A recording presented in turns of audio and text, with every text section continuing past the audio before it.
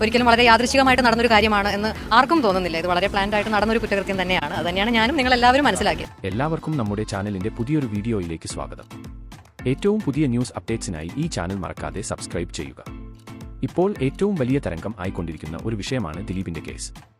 8.5 വർഷം നീണ്ടുനിന്ന കേസ് ഒടുവിൽ കുറ്റവാളികൾക്ക് 20 വർഷത്തെ ശിക്ഷ വാങ്ങിക്കൊടുത്തിരിക്കുകയാണ്.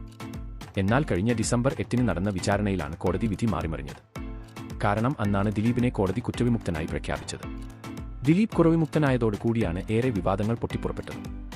കാരണം ഗൂഢാലോചനയ്ക്ക് പിന്നിൽ ദിലീപ് ആണ് എന്നും ആ വ്യക്തി ഇപ്പോൾ കുറ്റവിമുക്തനായത് അനീതി ആണ് എന്നെല്ലാം ആണ് പലരും അഭിപ്രായപ്പെടുന്നത്. കൂടാതെ അതിജീവിത തന്റെ അഭിപ്രായം സോഷ്യൽ മീഡിയയിലെ തന്റെ പേജിലൂടെ പ്രതികരണം ആയി രേഖപ്പെടുത്തായതിന് പിന്നാലെ തന്നെ മഞ്ജു വാര്യറും തന്റെ നിലപാട് അറിയിച്ചുകൊണ്ട് രംഗത്തെത്തുകയുണ്ടായി. സോഷ്യൽ മീഡിയയിലൂടെയാണ് വീണ്ടും നടി അതിജീവിതയ്ക്ക് പിന്തുണയുമായി എത്തിയത്.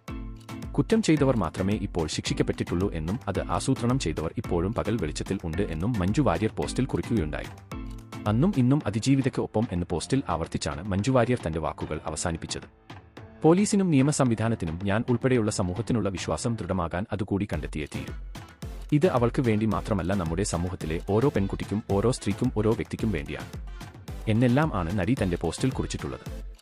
ആസൂത്രണം ചെയ്ത വ്യക്തി ഇപ്പോൾ കുറ്റവിമുക്തനായതിന് പിന്നാലെയാണ് മഞ്ജു വാര്യറും അതിജീവിതയും പ്രതികരണവുമായി എത്തിയിരിക്കുന്നത്. ഇതിനെ സപ്പോർട്ട് ചെയ്തും വിമർശിച്ചുകൊണ്ടും നിരവധി പേർ ഇരുവരുടെയും പോസ്റ്റിന്റെ കമന്റിലൂടെ തന്റെ അഭിപ്രായങ്ങൾ പറയുന്നുണ്ട്.